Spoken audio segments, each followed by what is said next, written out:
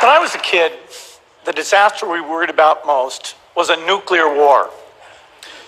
That's why we had a barrel like this down in our basement filled with cans of food and water. When the nuclear attack came, we were supposed to go downstairs, hunker down, and eat out of that barrel. Today, the greatest risk of global catastrophe doesn't look like this. Instead, it looks like this. If anything kills over 10 million people in the next few decades, it's most likely to be a highly infectious virus rather than a war. Not missiles, but microbes. Now, part of the reason for this is that we have invested a huge amount in nuclear deterrence. But we've actually invested... Did you not hear what that nigga said? Partly because of this, because we have invested in nuclear deterrence. It's microbes, not missiles, because we have invested in nuclear deterrence. So they invested in this rather than the missiles. Very little in a system to stop an epidemic. We're not ready for the next epidemic. Let's look at Ebola. I'm sure all of you read about it in the newspaper. Lots of tough challenges. I followed it carefully through the case analysis tools we use to track polio eradication. And as you look at what went on, the problem wasn't that there was a system that didn't work well enough. The problem was that we didn't have a system at all. In fact, there are some pretty obvious key missing pieces. We didn't have a group of epidemiologists ready to go who would have gone, seen what the disease was, see how far it had spread. The case reports came in on paper. It was very delayed before they were put online, and they were extremely inaccurate. We didn't have a medical team ready to go. We didn't have a way of preparing people. Now, Médecins Sans Frontières did a great job orchestrating volunteers, but even so, we were far slower than we should have been getting the thousands of workers into these countries. And a large epidemic would require us to have hundreds of thousands of workers. There was no one there to look at treatment approaches, no one to look at the diagnostics, no one to figure out what tools should be used. As an example, we could have taken the blood of survivors, processed it, and put that plasma back in people to protect them. But that was never tried.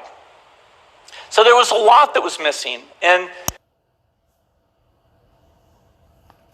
they could have what? These things are really a global failure. The WHO is funded to monitor epidemics, but not to do these things I talked about. Now in the movies, it's quite different. Hold up. The WHO's supposed to monitor this shit but not do what he's talking about? Oh, we know the possibilities and all the things. We take the blood and all this from the survivors, but we ain't gonna do it. But we know the possibilities. Scientists' job is to test hypothesis. Scientists' job is to test. There's a group of handsome epidemiologists ready to go. They move in, they save the day, but that's just pure Hollywood. The failure to prepare could allow the next epidemic to be dramatically more devastating than Ebola. Let's look at the progression of Ebola over this year.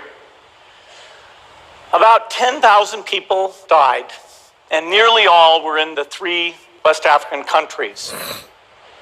There's 3 reasons why it didn't spread more. The first is there was a lot of heroic work by the health workers. They found the people and they prevented more infections.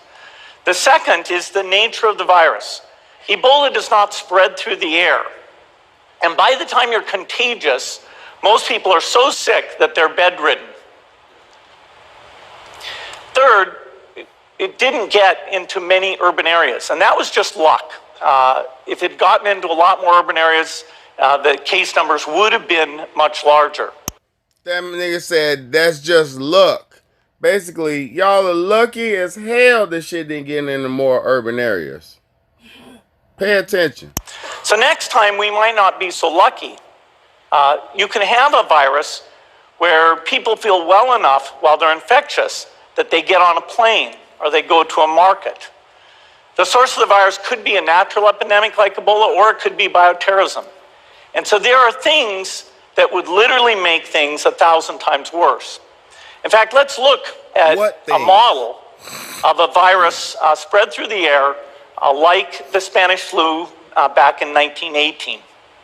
So here's what would happen. It would spread throughout the world very, very quickly. And you can see there's over 30 million people die from that epidemic. So this is a serious problem. We should be concerned. But in fact, we can build a really good response system. We have the benefits of all the science and technology that we talk about here. We've got cell phones to get information from the public and get information out to them.